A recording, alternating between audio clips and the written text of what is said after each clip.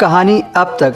मौलवी साहब गुलफ्सा को अपने पास बैठाकर उसके कान में जो कहते हैं उसे सुनकर गुलफ्सा घबरा जाती है और वह यह भी समझ गई थी कि उसके साथ क्या होने वाला है।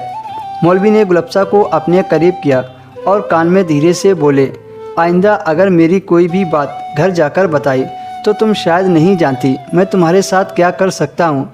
तुम्हारी माँ मुझे कुछ नहीं कहेगी, उल्टा तुम्हें ही मारेगी। और तुमने तो आज देख ही लिया है कि तुम्हारी माँ ने तुम्हारी एक नहीं सुनी। मौलवी साहब की बात बिल्कुल सही थी, क्योंकि गुलफ्सा ने अपनी माँ से मौलवी की शिकायत की तो उसकी माँ ने उल्टा ही गुलफ्सा को 2 थप्पड़ लगा दिए थे। गुलफ्सा अभी कच्ची उम्र में थी, इसलिए वह मौलवी साहब की बात समझ गई थी और यह भी समझ गई थी कि अगर मैंने अम्मी से कुछ कहा तो मौलवी साहब पता नहीं मेरे साथ क्या करेंगे। बदले में मेरी माँ ही मुझे थप्पड़ मारेगी। उस दिन के बाद से तो मौलवी साहब की हरकतें बढ़ती चली गई। उनकी गुस्ताखियाँ तो हद से पार होती जा रही थी। जब तक गुलफ्सा मौलवी साहब के पास बैठी रहती तब तक गुलफ्सा को उनकी बेहुदा हरकतों से शर्म आती रहती थी।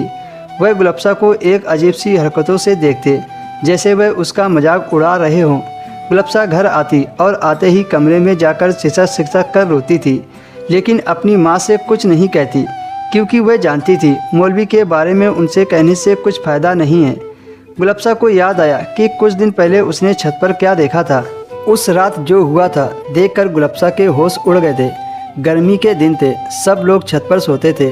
गुलफ्सा अपनी बहन भाइयों में सबसे बड़ी थी। रात को गुलफ्सा छत पर चारपाई पर सो रही थी, तभी उसे किसी की सिसकारियों की आवाज़ सुनाई दी और अचानक से उसकी नींद खुल गई।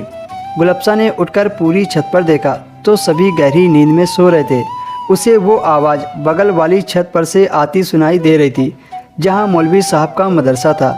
छत पर एक कमरा था जिसकी खिड़की खुली थी और हल्की रोशनी उस कमरे में थी।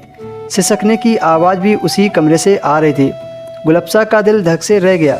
भला इस वक्त इतनी रात को कमरे में कौन यूं दबी दबी आवाज़ से रो रहा है। गुलफ्सा बहुत ज़्यादा डर गई और आंखें बंद करके सोने की कोशिश करने लगी, लेकिन उसकी हिम्मत नहीं हुई कि उस कमरे में जाकर देखे क्या हो रहा है। अगली सुबह जब गुलफ्सा मदरसा गई तो मौलवी साहब ताकत के फल खा रहे थे और कह रहे थे कि रात भर बहुत मेहनत की है, कमज़ोरी सी महसूस हो रही है। गुलफ्सा समझ गई कि मौलवी ने रात भर कौन सी मेहनत की है, लेकिन तभी मौलवी बोला, रात में जिन्नात के बच्चे बहुत परेशान करते हैं, रात में कमरे से सिसकारियों की आवाज़ निकालते हैं। तभी एक औरत बोली जो अपने बच्चे की नज़र उतरवाने के लिए आई थी।